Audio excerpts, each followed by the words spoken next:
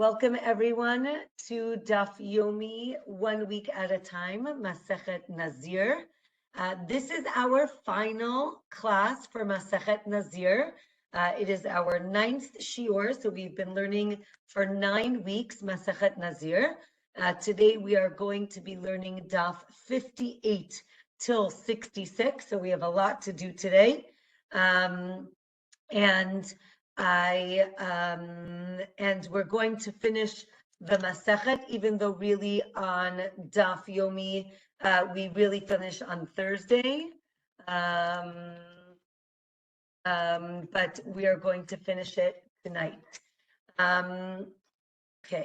Here we go. So Daf 58, we are talking about a person who is a Nazir and also becomes a Metzora, somebody who gets tzara'at.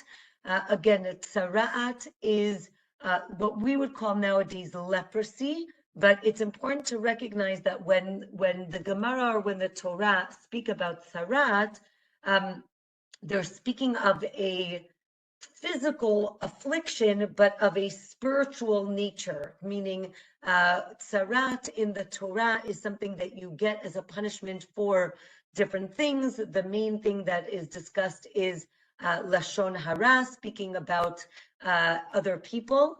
And so again, we'll call it leprosy. It was some sort of skin affliction.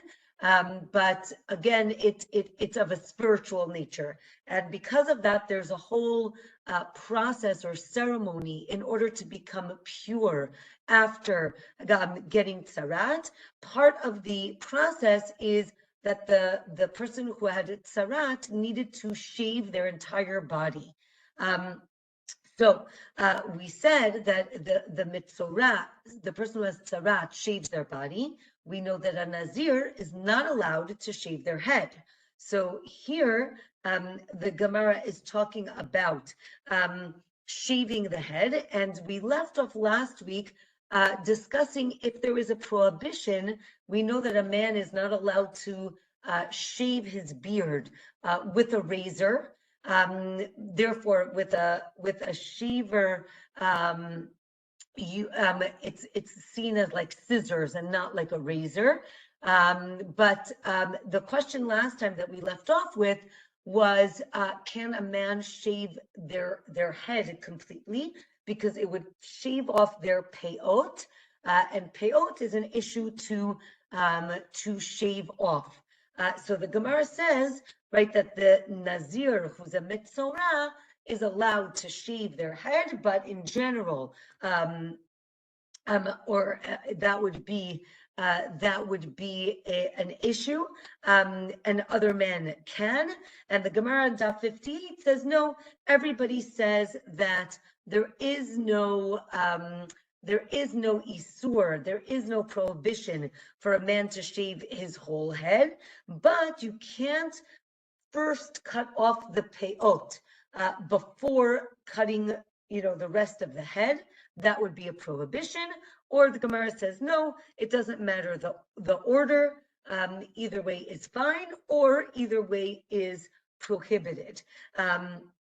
Then the Gemara says, no, the opposite. Everyone says that you can't shave your entire head.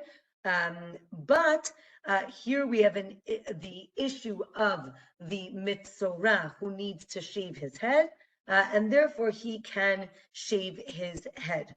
The Gemara says we learn it from tzitzit, that a positive commandment, in Hebrew the phrase is aseh doche lo taseh. The positive commandment of having to shave your head pushes off or overrides having to maintain a negative commandment, right? Don't shave your head. The same thing with tzitzit. You're not allowed to mix wool and linen, except for tzitzit. You can, again, the fringes on the corner of a garment can be wool and linen. Here we said that, as I mentioned, we keep using the word shaving. And if I'm not mistaken, Lynn asked already in the beginning of the Masechet. Lynn asked if shaving literally meant shaving with a razor, and the answer is yes. And here, sorry, 1 second. So the Gemara tells us here that cutting with scissors is not called shaving, and therefore for the Metzora, the person with tzarat or the Nazir, they must do it with a razor. They cannot do it with scissors. That would not be okay. A person can shave the rest of their body with a razor. The Gemara says actually this could be an issue of doing things that women do. It's interesting that this is already a discussion in the Gemara. The Gemara is going to explain in a minute what we're talking about.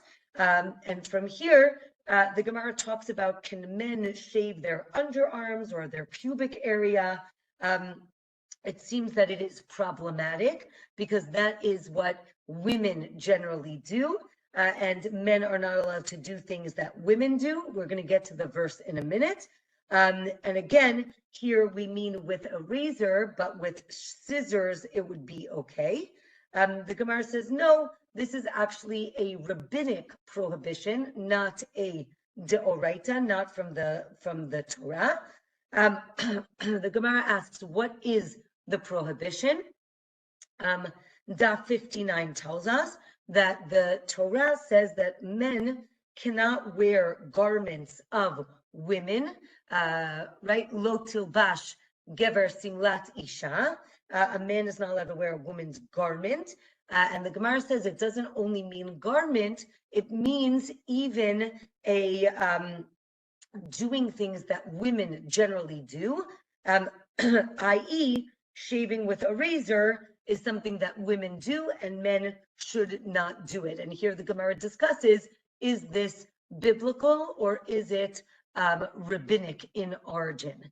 So too for women, right? It says kli gever.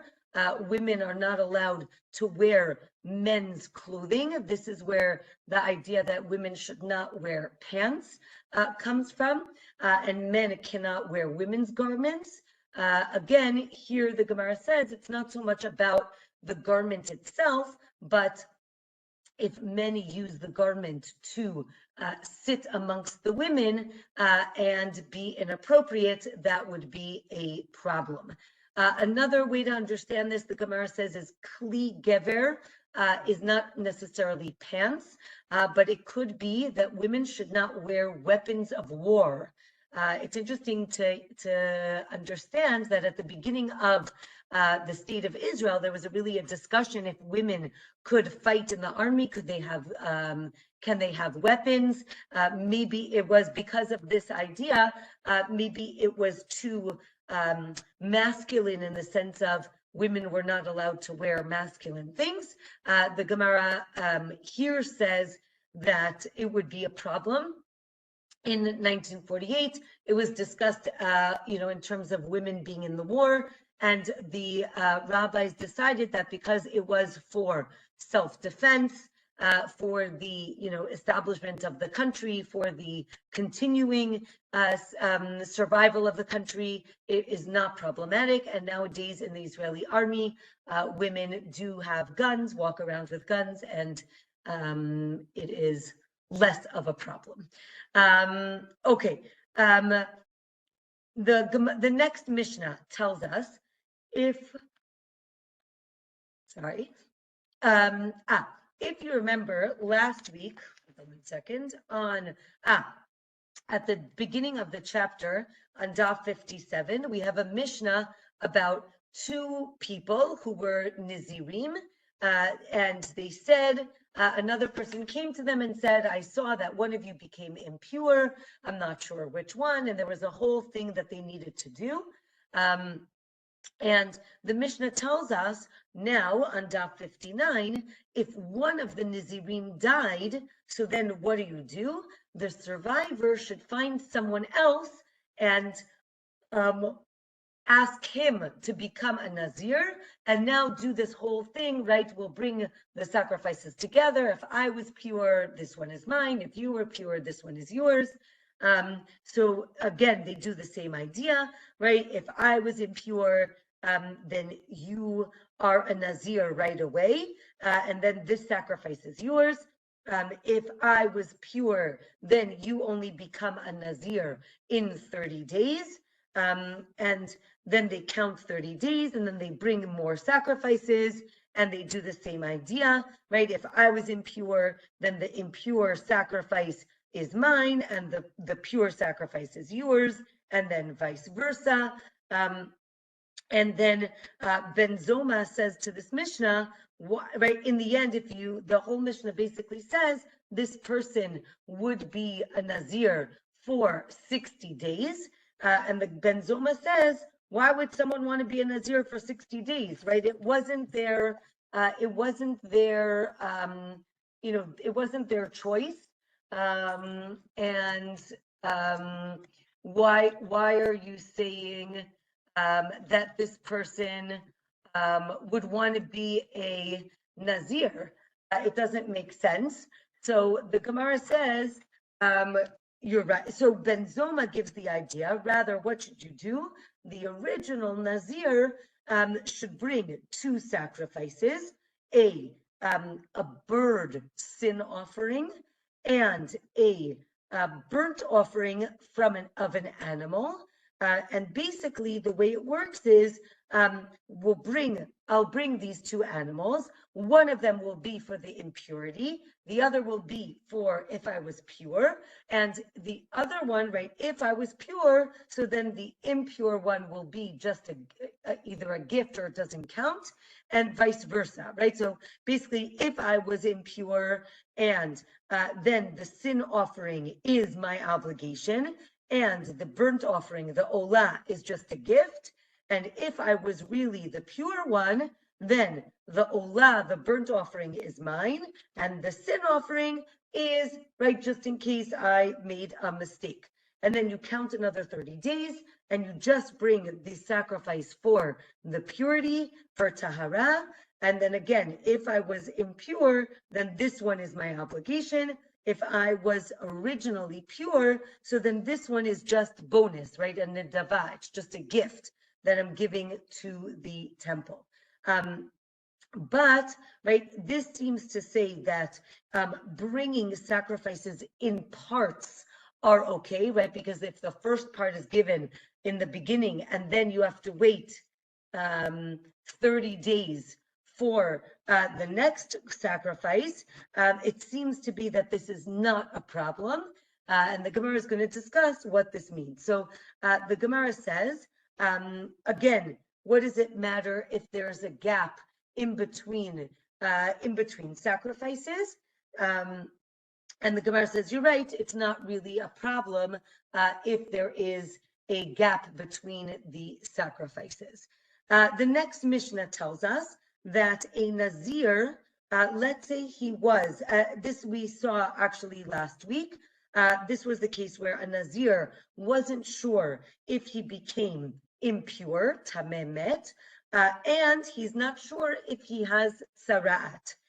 So then he can eat sacrificial meat after 60 days, and he finishes his Nazirut after 120 days, right? And this is basically the idea that he cannot shave unless he knows that he needs to shave. Therefore, he keeps waiting another 30 days and does another step in the purification process, right? First, he has to finish the sarat, the leprosy ceremony. Then he finishes the ceremony for becoming pure, right? If he was impure, and then he finishes his nizirut. Daf 60 tells us that, again, here the person is going to shave. Sorry. the person is going to have to shave numerous times throughout this process. This is only if the Nizirut was for 30 days. If the Nizirut was for a year, so then they can only eat kodshim, right, sacrificial meat after 2 years, and they finish being a Nazir after 4 years. And again, this is the idea that they keep finishing off one doubtful or one ceremony. You shave, wait another 30 days, and continue till you finished all of the sacrifices that need to be brought. The Gemara, so now we continue that. Again, the person cannot shave after 7 days because maybe they really don't need to shave. Again, this is all dealing with doubt, right? In Hebrew, the word is safek.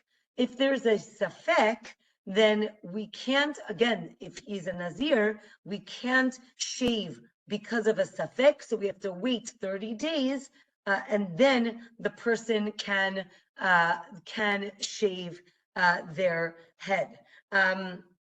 Okay, the Gemara continues how each of these things, how the process works, and how they need to shave. Basically, every 30 days, the person shaves either because they are a Metzora, they have tzarat, or because of tum'ah, they're impure, or because they are finishing their nizirut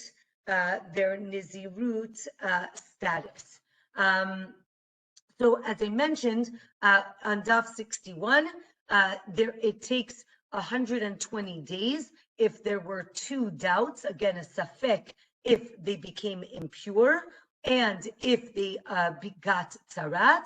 The Gemara says you can't shave in the middle, therefore you need to do 4 shavings once after every 30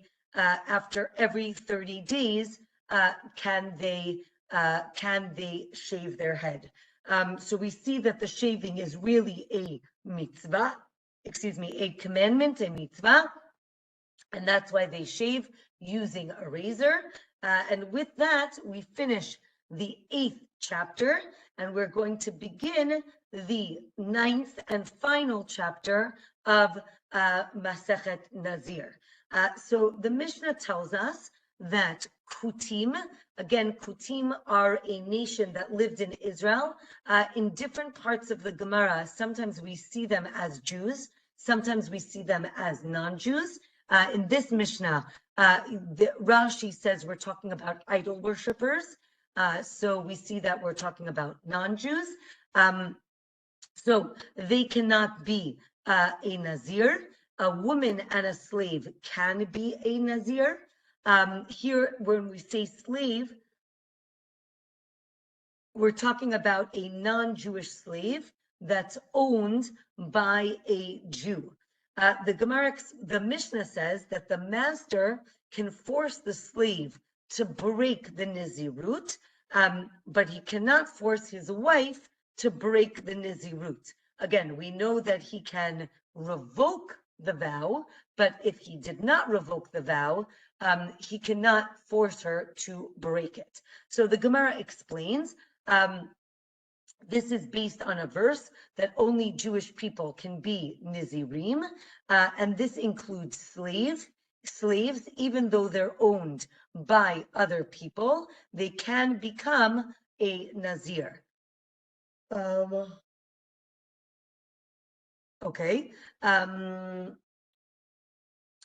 So the question is, there's another verse that discusses about if a non-Jew can become a Nazir, and the Gemara asks, maybe we're talking about the issue of inheritance, meaning if a son can inherit from their father, that person can become a Nazir. And we know that according to Jewish law, parenthood based on the father's lineage is complicated, and therefore maybe that is the source that a non-Jew cannot be a Nazir.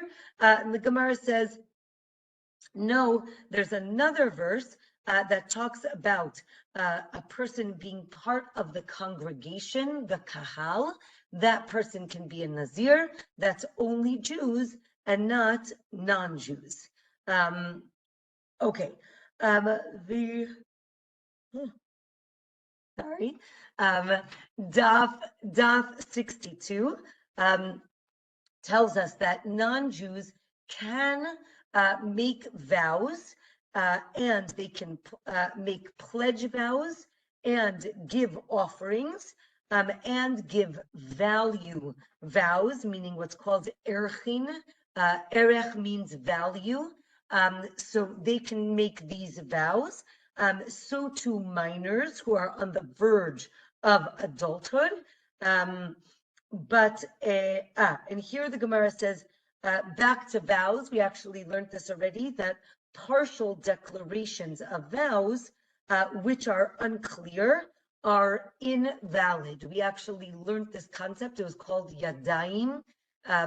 Yadayim really means hands, but it means like something to hold on to.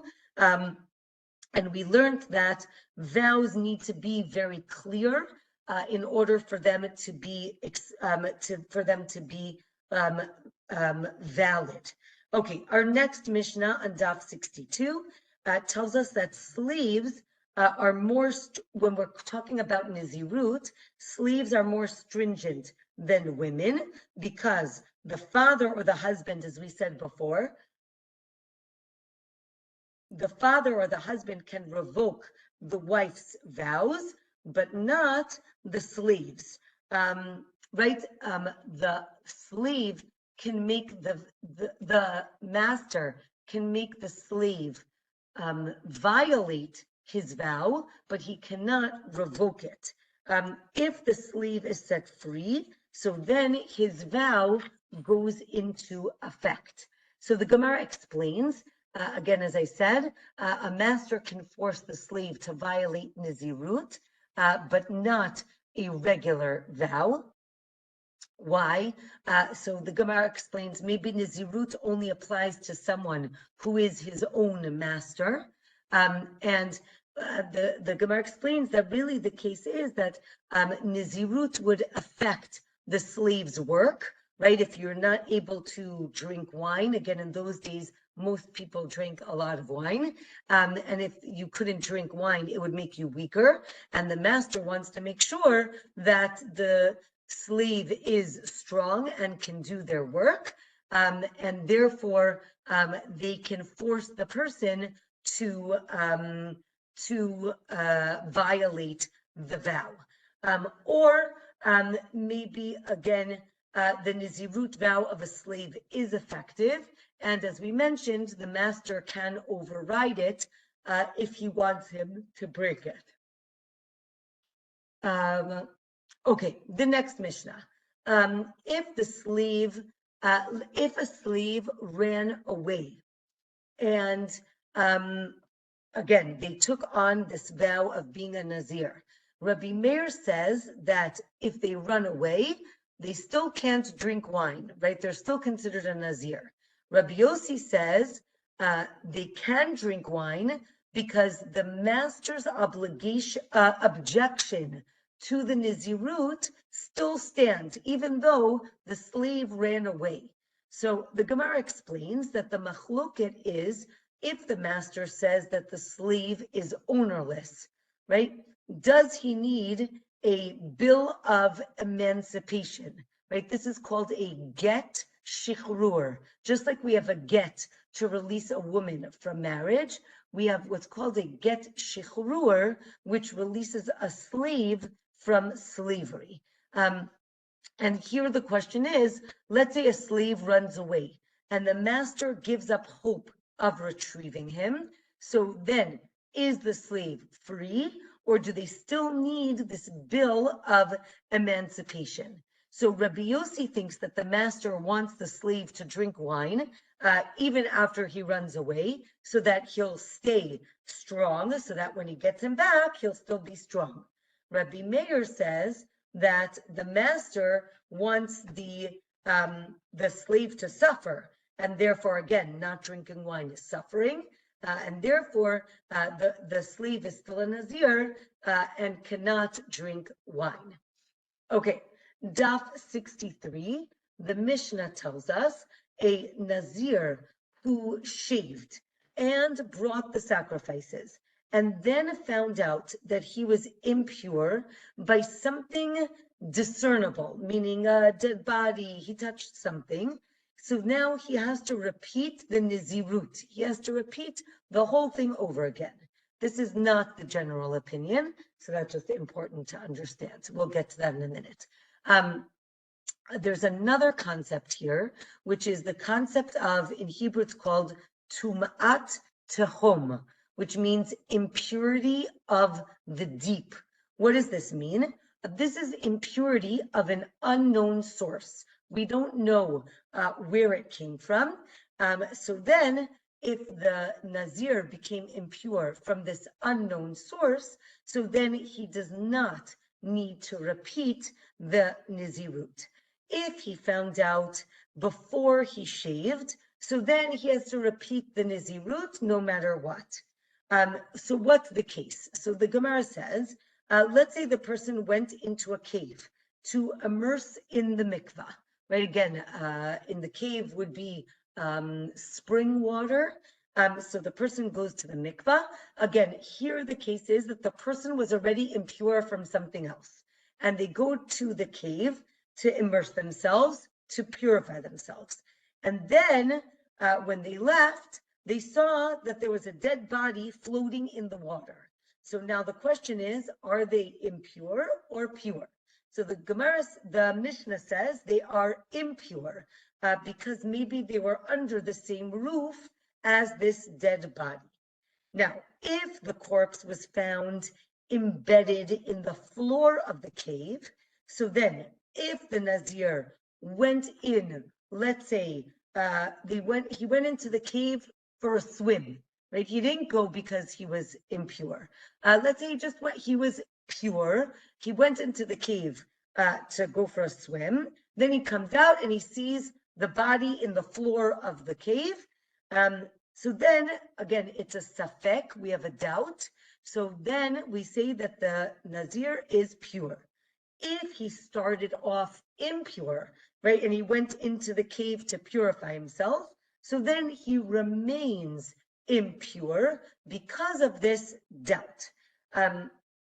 So the Mishnah ends by saying, if you started off impure and now there's a doubt, you remain impure.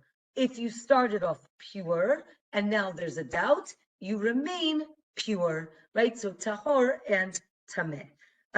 So now the Gemara explains that this is all based on a verse that teaches that one is impure from an impure source that's clear to you. If it's clear, so then you become impure.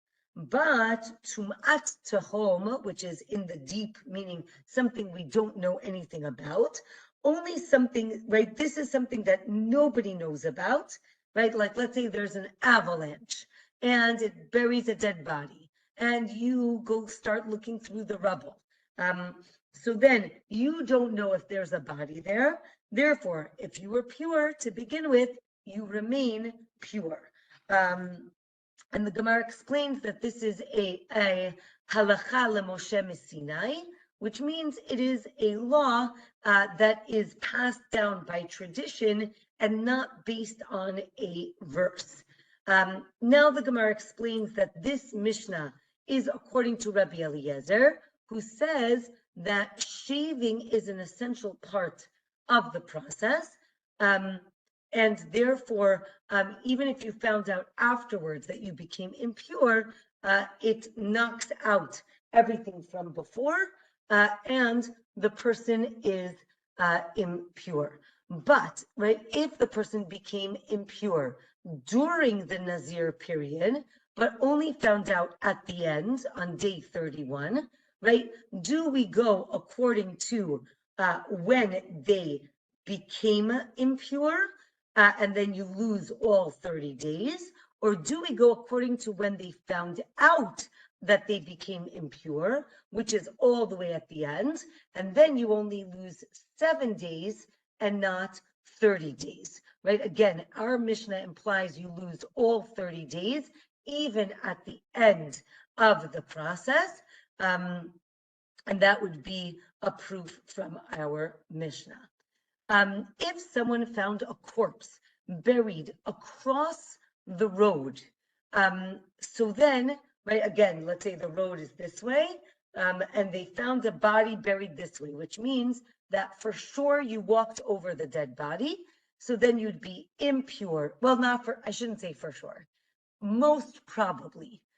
So the Gemara says you are impure for Truma, but for a Nazir and for Korban Pesach, you're pure, right? And that is, again, we're not sure if you really walked over it.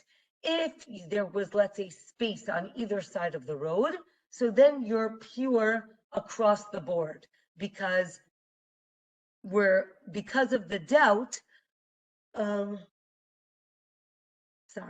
because there is a doubt, we know that if there's a doubt in the public area, we assume that you are pure. Let's say it was in a grave, then the entire grave, even if the body wasn't there, but the entire grave, it does make a person impure. And if the person was riding an animal or carrying something heavy, so then you probably leaned over. And if that's the case, you're probably impure because you probably leaned over the area of the body. Again, this is all for the Tumat Tahom, which is of the deep, where nobody knew that a body was buried there. But if you did know, so then everybody is impure. Let's say there's a corpse that's buried under pebbles or straw. That would be called Tahom, right? Again, nobody knows that it's there. Again, we mentioned floating in the water, right? Let's say there is something tameh, something impure, that is floating in water in a container or on the ground, meaning like in a pool of water that's sitting on the ground. So then the person is pure, as we mentioned before with the cave. Or maybe we're going to make a distinction. If the dead body is in some sort of container and floating on the water, so then it's seen as it's at rest, and therefore the person would become impure. But if it's only floating in the water, right, without a container, then the person would be pure. Daf 64 explains that the question is, let's say the source of impurity was dragged or carried. So again, we have a doubt whether you became impure. So the Gemara says that makes you impure. But if it was thrown, let's say something was thrown over a grave, again, this would actually probably be pure because we don't know if it actually went over. If a pure object was thrown over a grave, a corpse, so then it becomes tameh. It does become impure. Okay, now let's say we talked about the dead body floating on the water. Let's say the dead body is floating on a kli, right? Some sort of utensil, right? We could call it a boat. And that's floating on the water. Now, does it make the person impure or remain pure? Do we go according to the utensil, which is floating, or do we go according to the body, which is at rest? And from here, we get into questions posed by Rami Bar Chama, and these questions are seem to be, I don't want to use the word absurd, but seem to be pushing boundaries. So we said, what if, right, first we had the dead body floating in the water. Now the dead body is floating on top of a mattress on the water. Now, what if we had a, let's say we have a dead body on top of a sheretz, right? A sheretz is some creepy crawly animal that again makes a person impure. There are 8 specific animals that are called shretzim. They're lizards or some sort of rodents. So let's say the dead body is floating on top of the sheretz, or let's say the sheretz is on top of another sheretz, or let's say the sheretz is on top of a dead animal, right? And basically the question is, what are the limits to this discussion, right? Do they have to be different types of impurity? Do they need to be, right, just 2 separate entities? And of course, as many of these discussions end with teku, right? We are not sure what the answer is. Let's say a Nazir and someone who is going to do the Korban Pesach, right? Again, beautiful for Erev Pesach. Let's say they walked over an unknown grave on the 7th day of their purification process. Are they still pure? Right? And do we say that this unknown source does not forfeit their current status? So if the Nazir was before head shaving, he would be impure, but in the first case, he was already shaved for his impurity, and therefore he is pure. For the Korban Pesach, he is pure, but he really needs to wait till the nighttime to become pure. Even so, this tumat tehom does not make him impure. Okay, the next Mishnah.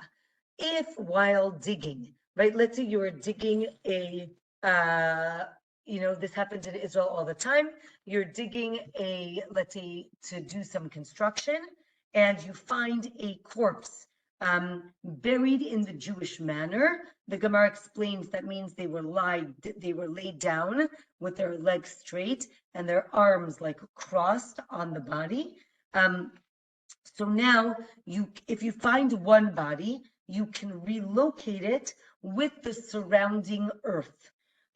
Let's say you keep digging and you find another body, that's okay. But if you find 3 bodies within 4 to 8 amot of each other, then we assume that this is a graveyard, a cemetery, and you must stop, and you cannot remove the bodies, and you need to check 20 amot around these bodies. And if you find another body in those 20 amot, you need to go another 20 amot. And here the Gemara has a line, the Mishnah has a line, which is, the Mishnah says, because there is raglaim ledavar. Those words literally mean there are, we would say that we have a leg to stand on, right? There are legs involved.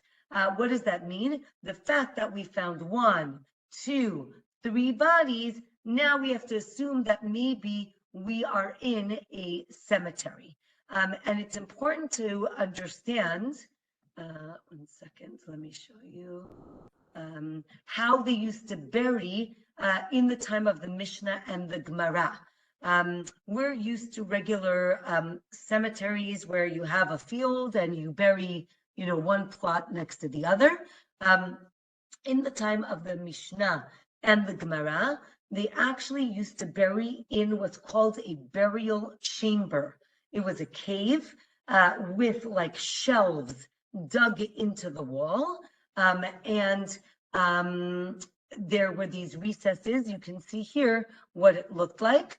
I'll show you another case where it was like a double one, where there's one burial chamber, then a courtyard, and then another burial chamber. So remember we said, let's say you find one body, you dig another, you find another, now you find three. You have to dig now 80 amot, right? Because within 80 amot, there might be another body.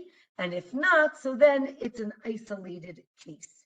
So Daf 65 explains to us what's going on. So bodies that are found can be relocated because we assume that the grave was temporary. But if the body was buried on purpose, we assume that it's permanent and you cannot relocate the body. And now the Gemara gives some examples, right? If the body was slain or it wasn't buried in the usual manner, so then it doesn't count as one of these three bodies, and you can now remove the other bodies. Like again, if you, let's say you found two bodies where they were lying head to feet, so again, that doesn't count because that's not the normal way to bury a body. And it's important to realize that Gemara says that when you dig up a body in order to bury them somewhere else, you must take the dirt that is surrounding the body because maybe things seeped into that dirt. Okay, the Gemara explains if you didn't find anything after 20 amot, then the three bodies are considered a cemetery, but you do not have to keep looking, meaning the rest of the land you can use. The next Mishnah tells us that if somebody was, so now till the end of the Masechet, we had this, that we were going to have this theme of raglaim ledavar, which means you have a leg to stand on, meaning the fact that we are trying to establish a pattern. As soon as we establish that pattern, we can make certain assumptions. So we started talking about burial. Now we're going to go on to different ideas. One is the Metzora, the person who has tzarat, and they're safek, they're not sure if they have tzarat.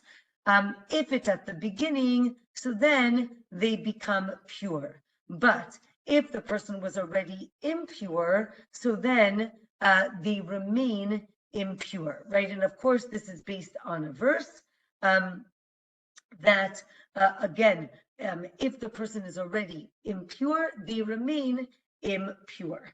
The next Mishnah, I think it is the second to last Mishnah, talks about a zav.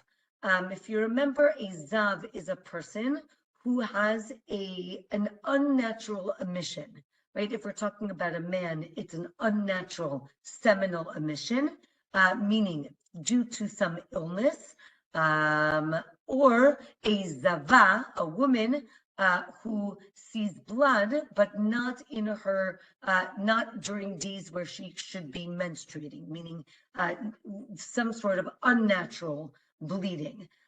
So the Mishnah, so to explain the Mishnah before we get to it, that in order to be a zav, the man needs to see two unnatural emissions, and then a third one in order to be obligated to bring a sacrifice. Now, if the seminal emission was caused by an external factor, so then they would not be a zav. So the Gemara lists here that there are certain things that are seen as external factors that would not render a man impure. These factors are eating certain foods or drinking excessively.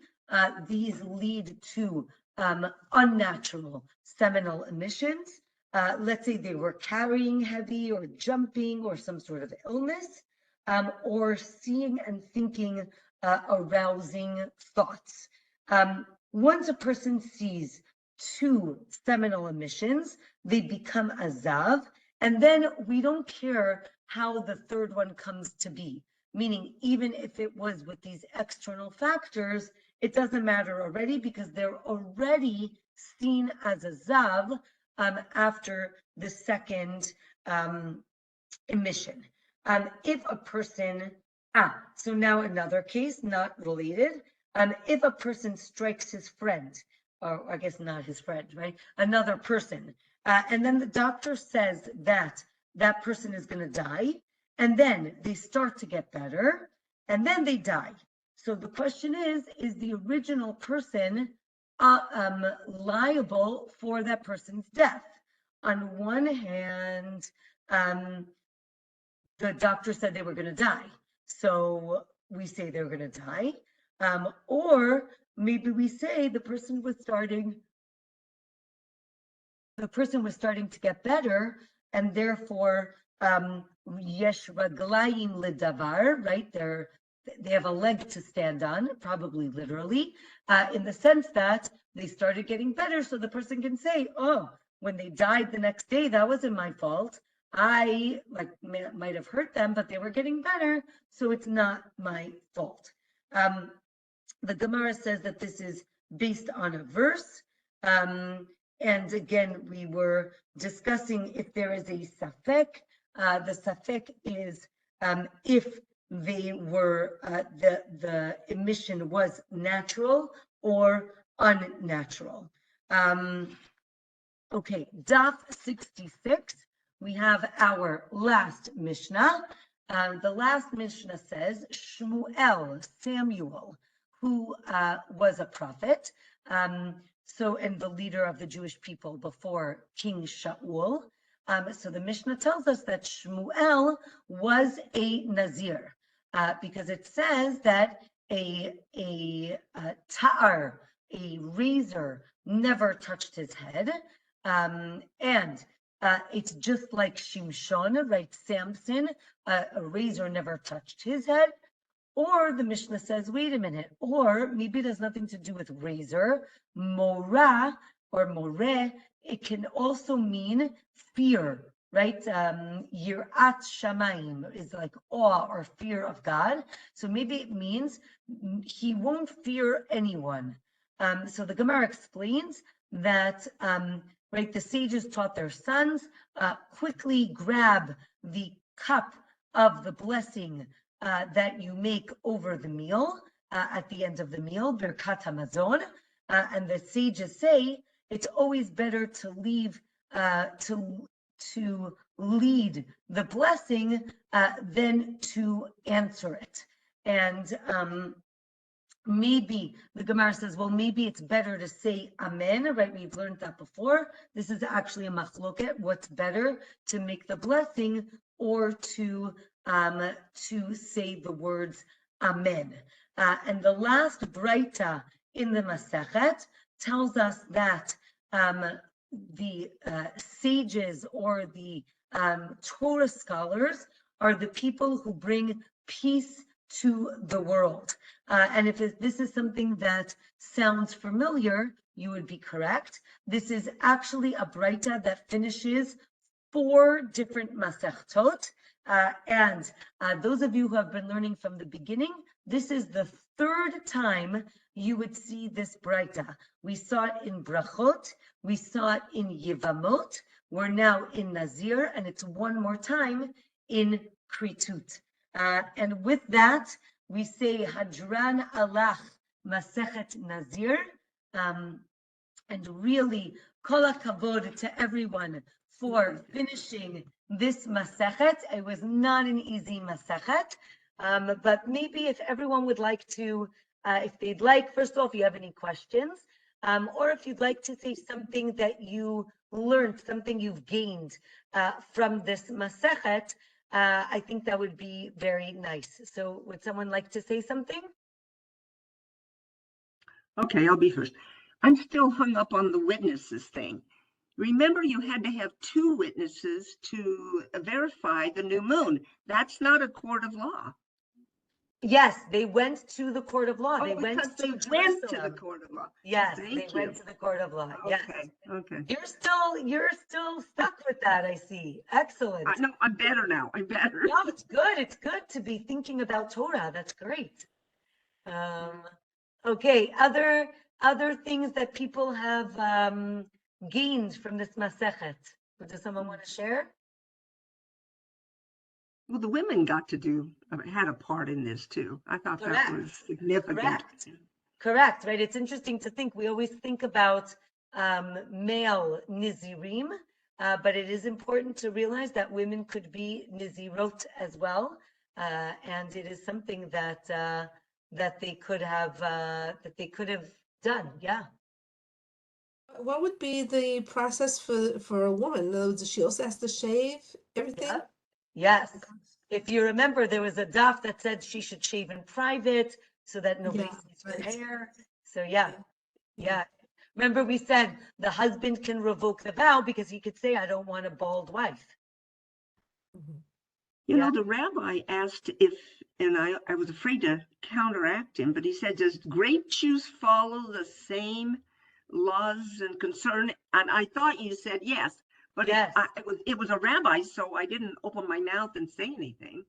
Yes. Anything made out of grapes, meaning raisins, grape juice, grape jelly, anything made out of grapes. Yeah.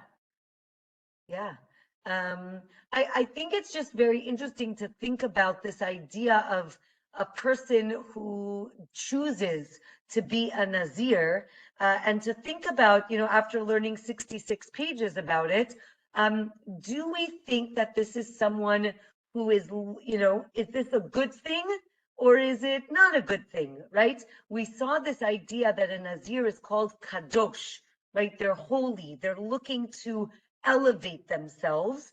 On the other hand, if you remember, we said that you bring a sin offering, meaning if you're bringing a korban chatat, there seems to be some sort of sin involved. Again, one explanation is that they, abstained from the world. Another is the opposite, right? They're finishing their nizirut. That's the problem. But it's interesting to think about, right? We always talk about in Judaism the importance of being part of this world, and elevating the physical into spiritual. But here we really do see a case of a person who wants to elevate their lives in a certain way. So it's interesting to think about. I don't know if you want to take a poll of who thinks it's a positive thing and who thinks it's a negative thing. Who thinks it's positive? Raise your hand. Interesting. Who thinks it's negative? Interesting. Okay. So it's both. It's both. Very Jewish of you, dialectic. Very diplomatic.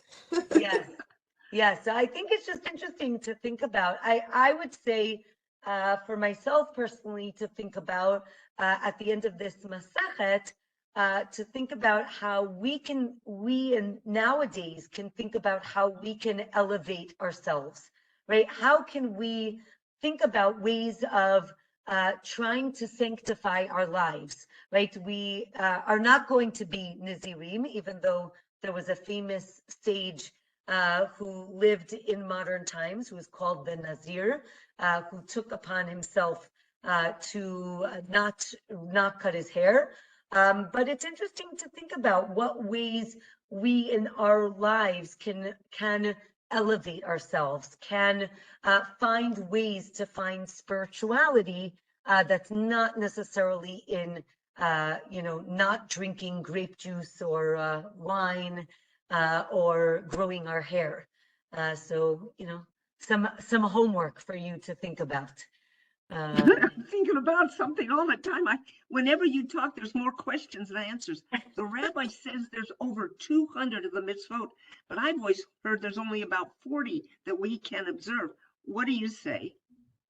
So my husband actually, I wonder if it's still working. I have to see. My husband actually wrote a book of like a chart of all the commandments, all 613, and counted up. You're right that there are very few because many of them are temple related. Many of them are agricultural related. So most of us are not farmers. Many of us are not Kohanim. So those are also, we're not priests. So that's not something that applies to us.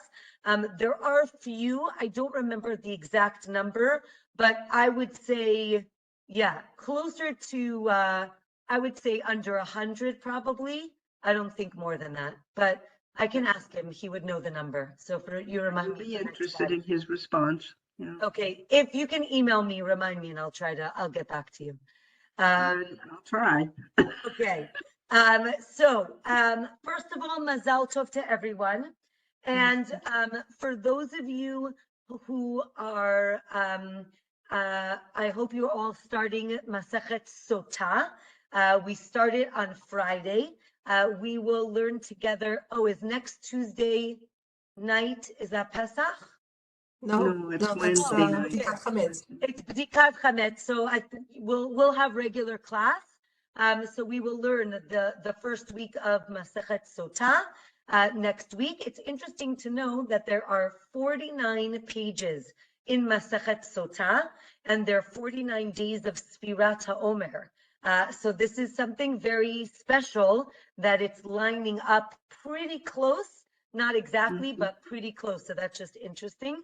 I hope all of you will celebrate your SIYUM with friends or family. So please celebrate. Wishing everyone a Shabbat Shalom, and see you next week, Be'ezrat Hashem. Thank you. Thank you. Have a great week, everyone. Bye-bye. You too. What do you do?